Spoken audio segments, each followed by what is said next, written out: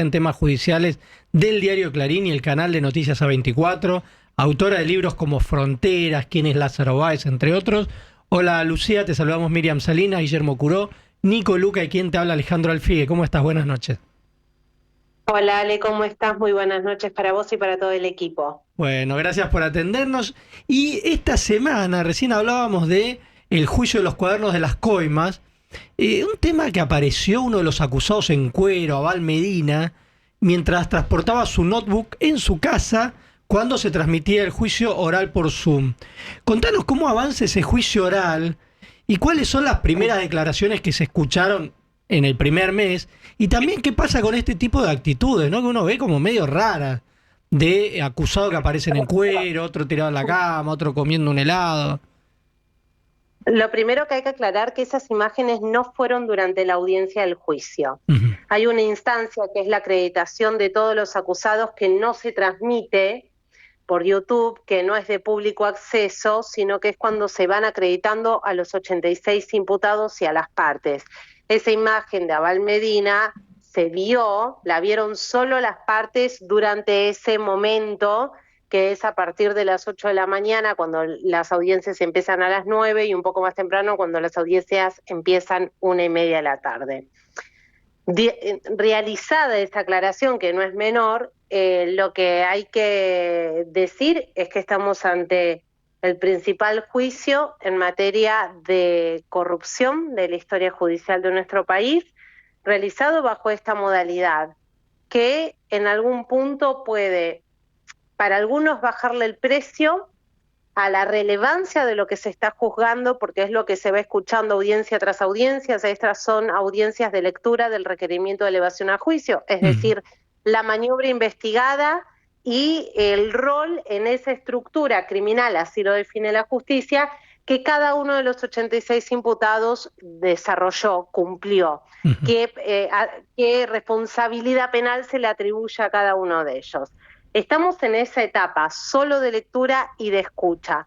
Aún así, que son audiencias en las que las partes no intervienen, no hacen preguntas, no hay un intercambio con el tribunal, es solo de escucha, han habido problemas técnicos de conexión, de desconexión, y la verdad es que eso solo hace parecer que podría llegar a complicarse la instancia siguiente, que son las indagatorias. De todos modos, allí el tribunal lo que ya resolvió es que las indagatorias, para quien desee declarar, va a ser de manera presencial y las demás partes podrán seguirlo de manera online. Eso tiene una particularidad, y es que el tribunal tiene que resolver esa instancia dónde se va a desarrollar, porque el Tribunal Oral Federal 7 es el único que no está en Comodoro Pi, sino que está en el Palacio de Calle Talcahuano. Ujú. Pero todo eso se va a resolver de cara al año que viene, porque hasta el 18 de diciembre solo tenemos pautadas audiencias de lectura de acusaciones. Y en ese sentido, ¿cuánto puede durar este juicio oral? Nadie puede arriesgar una fecha, porque Ujú. la verdad es que es un juicio, primero, que tiene 86 acusados, 86 personas que van a ser indagadas si ellos desean declarar. Después tienen más de 630 testigos avalados, que lo que pasa con los testigos es que nunca terminan declarando todos aquellos que se aceptan, sino que a lo largo del juicio, cuando un testigo ya dijo lo que la parte consideraba que era necesario, a veces se desiste de algunas declaraciones. Ujú. Y bajo esta modalidad híbrida, que es algunas cosas presenciales y otras virtuales, es muy difícil estipular una temporalidad, pero no es un juicio corto. Es decir, que quizá podemos estar 2 o 3 años. Y no lo sé, porque Claro. cada tribunal establece un ritmo distinto. Hay Ujú. juicio, ningún juicio ha tenido 86 imputados, con lo cual es inédito en un montón de aspectos el juicio de los cuadernos. Pero también depende del ritmo que le imprima cada tribunal. Este tribunal decidió que por el momento van a ser solo 2 audiencias semanales, y cada audiencia son de 5 a 6 horas promedio. Es decir, vos tenés 10, 11, 12 horas de juicio por semana. Hay tribunales que depende del caso, suman más audiencias y audiencias más prolongadas, pero eso es criterio y jurisdicción de cada tribunal. Bueno, yo recuerdo el juicio a las juntas que era todos los días, ¿no? Cuando se hizo, estaba todos los días presencial. Bueno, no había ni internet ni celulares, pero estaban ahí todos los días y duró un año. Bueno, duró un poco menos, Menos porque de un ese año. juicio empezó en abril Sí. y en agosto terminó. Mirá, En agosto terminó y en agosto empezó la fiscalía a acusar, en sí. septiembre ya estaban las partes realizando sus alegatos y el 9 de diciembre de ese año hubo una sentencia y el 30 de diciembre de ese año se pronunció la Corte Suprema, con lo cual todo el proceso fue desde abril a diciembre del mismo año.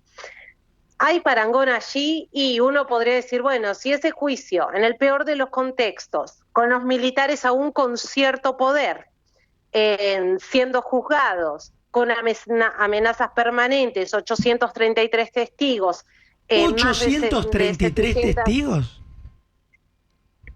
sí, Wow. 833 testigos, más de 700 horas de audiencia, fue posible hacerlo de forma presencial. La pregunta que queda, yo no lo voy a responder porque a mí no me corresponde, es, ¿no se podría hacer presencial el juicio Cuadernos, que es un hito en materia de corrupción, en el juzgamiento de hechos de corrupción? Bueno, es una pregunta que ya varios sectores le han formulado y le han sugerido al Tribunal Oral Federal 7 y son ellos quienes deben responderla. Y ahí, ya yendo al juicio en sí, al contenido, ¿cuál es el rol de Cristina Kirchner en esa organización criminal que recibía coimas por millones de dólares? ¿Y cuánta plata se estima que recibieron ella y los La plata exfuncionarios? no está estipulada, la plata no está estipulada, porque lo aclara el requerimiento de elevación a juicio, que hay solo algunas precisiones respecto al dinero que se movió, pero determinar la cifra en sí mismo no fue el objeto central. El objeto central fue determinar la estructura. Ajá. Porque la estructura, la continuidad en el tiempo, los delitos indeterminados, la distribución de roles de las personas que le integran es lo que a la justicia le permite decir, esto fue una organización ilícita, una asociación ilícita que se desarrolló desde 2003 a 2015, que se dedicó a la recaudación de fondos ilegales y a la cabeza de esa organización como jefa de la asociación ilícita está Cristina Kirchner. Ese es el delito que se le imputa junto con 204 hechos de cohecho pasivo, esto es, haber recibido coimas que pagaban empresarios de distintos sectores. Ahí hay 3 elementos que la justicia dice. Duró 12 años, fue continuo, sistemático, tuvo perdurabilidad en el tiempo, tenía roles asignados que también duraron en el tiempo, como el de Julio De Vido, como el de José López, como el de Roberto Barata, como el de Carlos Wagner, Ernesto Clarence, entre otros, y tuvo delitos indeterminados. Son como los 3 elementos centrales que a la justicia le permiten decir acá hubo una asociación ilícita. Ese es el delito que se está juzgando y a la cabeza de esa organización está apuntada como máxima responsable Cristina Kirchner. Lucía, ¿cómo estás? Guillermo Curo te saluda. Recién, ¿Qué tal? ¿cómo estás? Recién hablabas de Julio De Vido y recordaba, hay una situación que se habló de una plata que se dejaba en un bidet, ¿no? En un baño. Bueno, lo que estamos escuchando a lo largo de estos días es Las metodologías, ¿no? Las distintas metodologías. No, lo que quería decir es, en base a qué elementos de prueba la justicia sostiene esta acusación, que Cristina Kirchner era la jefa de la asociación ilícita, que Julio De Vido era el organizador, junto a Roberto Barata, junto a José López. Estos días los que vamos escuchando son las declaraciones de los imputados colaboradores, a quienes mediáticamente les decimos arrepentidos, pero la figura penal técnica es imputado colaborador. Es decir, aquellos que dijeron, sí, yo pagué coimas, algunos decían, yo pagué, pero eran aportes de campaña. La justicia desestimó esa expresión y dijo, no, no fueron aportes de campaña, sino que fueron sobornos. En aquellos que recaudaban, que también lo confesaron, no todos, pero sí algunos de ellos, como José López, como Claudio Uberti, exfuncionarios del Ministerio de Planificación Federal. Y entre esas confesiones, José López cuenta esa situación puntual, y es que había dinero que se dejaba una vez que se recaudaba en el baño del despacho, se entiende, de Julio De Vido. De ahí viene esto que vos comentás de bolsas que dejaban en el lavabo o también en el bidet de ese baño, y que después se reunían y en el escritorio José López daba un detalle de cómo se había recaudado a lo largo de ese día o cuánto dinero.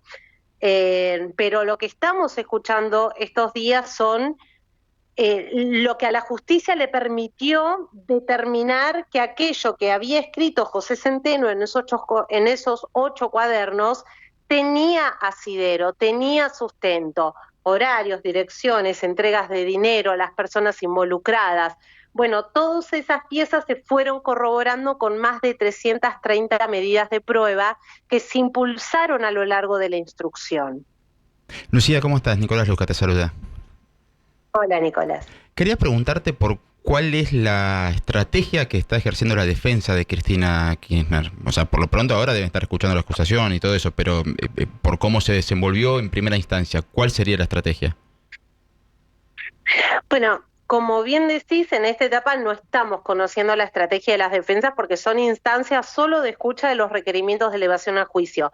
El caso Cuadernos es una causa central que tiene 2 desprendimientos más que ya se terminaron de leer la semana pasada, y esta semana lo que se va a empezar a escuchar es el requerimiento de elevación a juicio del tramo que todos conocimos como la Camarita, vinculado a la obra pública vial, ¿no? Sí. Y después quedan 2 requerimientos más. Cada requerimiento, cada caso conexo se ocupó de un área específica a través de la cual se pagaban sobornos. Por ahora no estamos viendo ninguna estrategia, porque solo las partes se están escuchando. ¿Qué ha dicho en la instancia de indagatoria a lo largo de la instrucción Cristina Kirchner? Por supuesto que negaba los hechos atribuidos y que ella consideraba que esta causa no tenía sustento jurídico y que además se trataba únicamente de una persecución política que inició cuando Mauricio Macri llegó a la Casa Rosada. Te lo estoy resumiendo en muy pocas expresiones, pero en líneas generales ese es el planteo. Es un planteo de carácter político ante una acusación jurídica, pero que desconoce como tal la expresidenta. Ahora, ¿y qué diferencias ves entre este juicio y el de vialidad por el que fue condenada y está presa Cristina Kirchner? Bueno, son delitos distintos. Porque Cristina Kirchner no fue condenada por asociación ilícita, sino por administración fraudulenta en perjuicio del Estado. La maniobra es otra, en este caso estamos hablando de una estructura mucho más grande que involucraba a más personas. Tenés al empresariado sentado en el banquillo de los acusados, una cosa también inédita, y me parece que esa es la gran diferencia. En realidad, el único empresario principal sentado en el banquillo de los acusados era Lázaro Báez. Acá vemos empresarios de distintos rubros y empresarios de los más importantes en nuestro país. Y quizás, como en algún momento la fiscal general Fabiana León dijo, la característica de este juicio es que en este juicio se está juzgando al poder real. Y yo me acuerdo cuando se descubrió el caso, ¿no? Que había hecho una investigación muy interesante Diego Cabot, del diario La Nación. ¿Qué rol tuvo el periodismo para el inicio de esta investigación? En ese sentido, no sé si está volcado en la causa judicial o no. La causa inicia con la investigación de Diego. Ajá, e inicia con la declaración testimonial de Diego y con Diego aportando la copia de los cuadernos que él tenía ya analizado durante meses. El rol de Diego Cabot fue central, fue el puntapié inicial que permitió que la justicia entienda que esto ameritaba un impulso penal, es decir, una investigación. Sin esa investigación inicial de Diego, posiblemente no teníamos caso Cuadernos. Bueno, realmente interesante. No quería cerrar la entrevista sin preguntarte por el proyecto Frontera. Vos sabés que soy fanático del libro, el documental, Somos que dos. recibió muchísimos premios Somos además. muchos, pero acá somos dos. ¿Hay algún proyecto vinculado con esa investigación o quedó ahí, digamos? Fronteras quedó ahí, pero no puedo contar mucho más, pero va a haber en los próximos meses ya publicado un nuevo documental con una temática similar, pero no puedo contar mucho más. Ah, pero muy bien. Bueno, ya sabés que acá vamos a ser, no sé si los primeros, pero nos anotamos para difundir eso, porque realmente ¿Cómo no? A los oyentes les decimos, vean el documental Fronteras Y lean el libro. y lean el libro, porque es algo Tremendo. tremendo, impactante. Yo, honestamente, momentos incluso- nunca vi algo así. Es que por momentos es risueño, por momentos es simpático, por momentos es de buena vecindad, como cuando cuenta Lucía el caso de la calle de una avenida que separa Brasil y Argentina y la gente va, viene como si nada.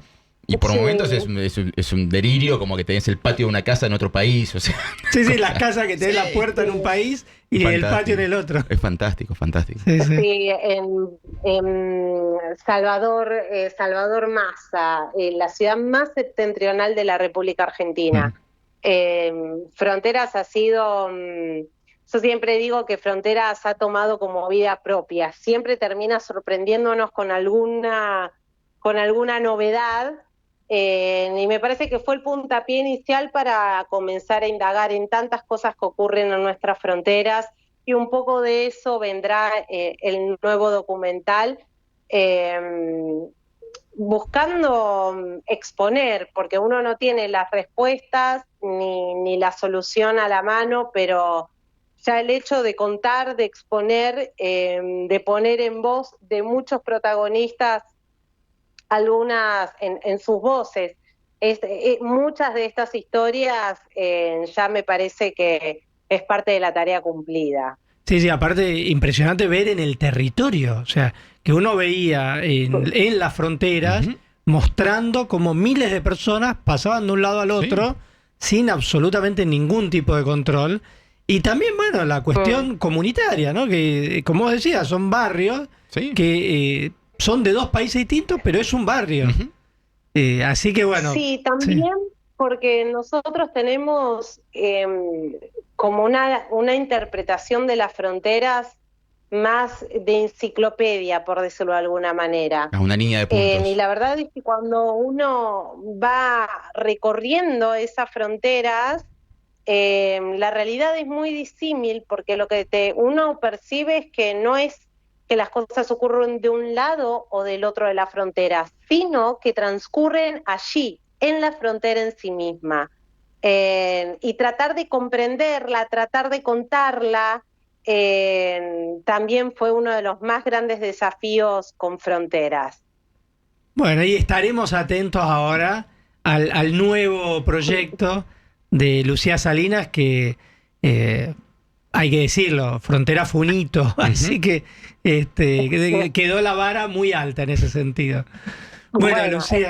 Esperemos superarla con creces. Bueno, no, y ya con lo que hiciste, te digo, marcaste ahí un punto, yo creo, de inflexión en lo que es el periodismo de investigación y en mostrar en el territorio las cosas que ocurren. Ujú. Bueno, gracias. Posiblemente sea como volver un poco al ABC de nuestra profesión, ¿no? En el territorio. Y poder volver a contar historias, poner en primer plano la vida de otros, ¿no? Sí, sí, que no aparezca el periodista opinando, sino mostrando ahí en el lugar y, como decís, en la voz de los protagonistas de esas historias. Igual el periodismo está hecho de todo esto, Sí, del obvio, que cuenta sí, sí. historias, del que opina, del que expone, me parece que es un gran rompecabezas finalmente, pero me gusta pensar que siempre la historia del otro, la voz del otro, en mi caso personal, es mucho más relevante que lo que yo puedo opinar sobre esa situación. Bueno, y nosotros como audiencia en este caso, más que agradecidos porque No, por favor. leer eso, verlo, te abre la cabeza, realmente. Bueno, Lucía, Bueno, muchísimas gracias. Bueno, te mando un beso abrazo muy grande. grande para todos. Bueno, gracias. Un abrazo, gracias. Abrazo grande. Era Lucía Salinas, periodista especializada en temas judiciales del diario Clarín y el canal de noticias A24, además de escritora con grandes libros y documentales como el que recién decíamos, Fronteras.